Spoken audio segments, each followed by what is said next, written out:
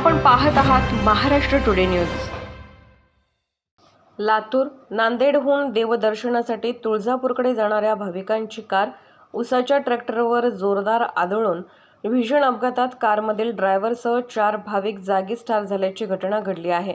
अपघातात एक जण गंभीर जखमी झाला आहे। जखमीला लातूरच्या एका खासगी रुग्णालयात उपचारासाठी दाखल करण्यात आले आहे। सदरचा भीषण अपघात आज पहाटे 2:30 ते 3च्या सुमारास नांदेड रोडवरील महाळंगरा शिवारात डीबी कॉलेज समोर घडला।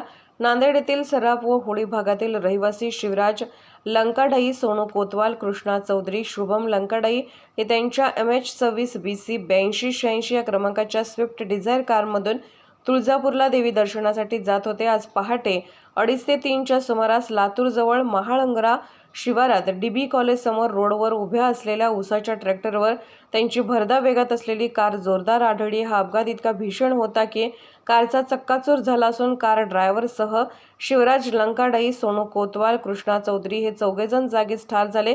शुभम लंकाडाई हा गंभीर जखमी झाला असून त्यास लातूरच्या एका खासगी रुग्णालयात उपचारासाठी दाखल करण्यात आलेले आहे। नळेगाव पोलीस चौकीचे बीट अंमलदार मामडगे व त्यांच्या सहकाऱ्यांनी घटनास्थळी धाव घेऊन जखमींना रुग्णालयात हलवले असून याबाबत पोलीस अधिक तपास करत आहेत। महाराष्ट्र टुडे मराठीसाठी ब्युरो रिपोर्ट, लातूर।